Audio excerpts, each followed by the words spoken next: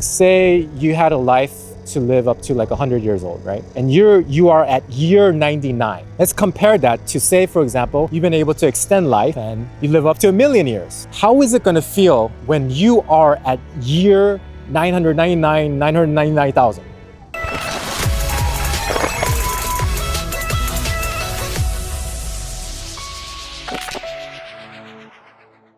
David here.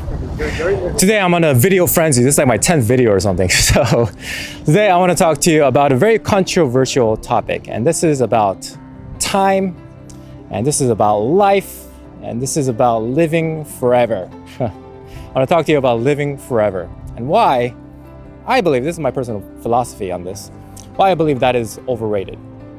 So the thing about life, the thing about nature and the universe is that it somehow knew that we needed time, but also a limited amount of time for nature to progress, for nature to evolve. Because here's the thing, like, what is the purpose of life for species? Not just human beings, but for like any other species. Biologically wise, purpose of life for a species is to produce, or is to survive and to reproduce, right? Survival and reproduction.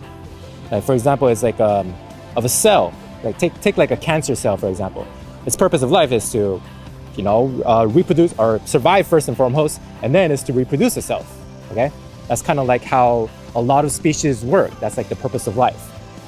Well, if that's the case even for us human beings, if it's to survive and reproduce, if we have an infinite amount of time, then there won't be this kind of motivation. There won't be this evolutionary pressure to actually get us to reproduce.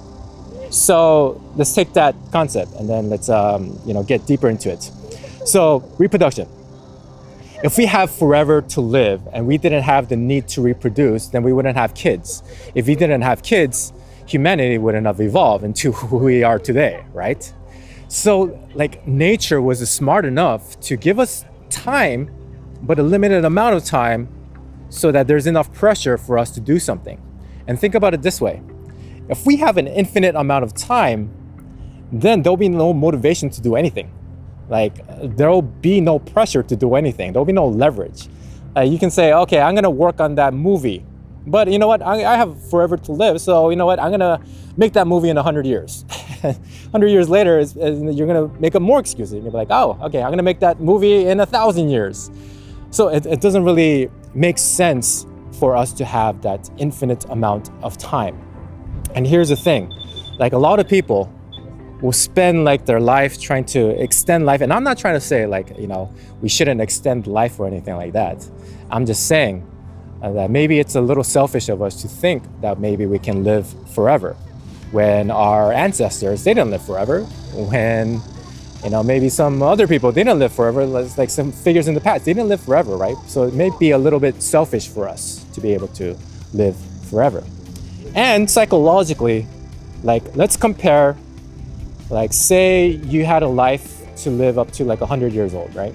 And you are at year 99.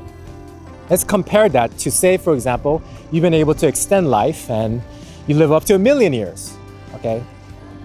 How is it gonna feel when you are at year 999,000? It's pretty much going to feel the exact same way as if you are 99 and you have 1 year left to live, right? So in that way, it doesn't really matter if we live to a million years or if we live to 99 years, right? It's psychologically the same. So maybe this concept of living forever, maybe this is an ego trying to protect itself, right?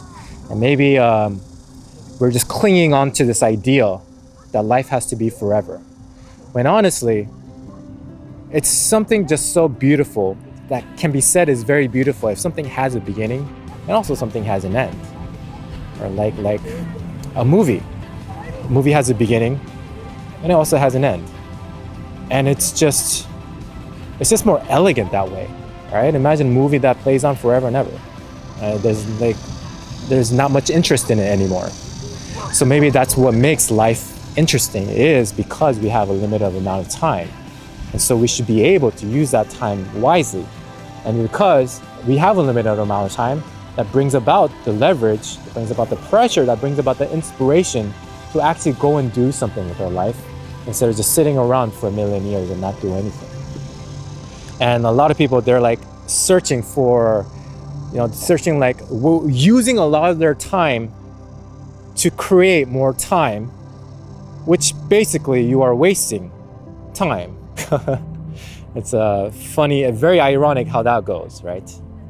So maybe instead of looking at life with just like the breadth, just like the length of life, length of time, maybe we can also look at the depth of time and the depth of life.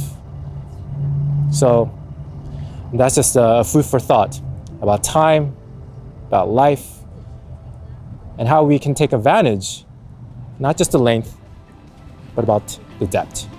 Okay? So, live deeply.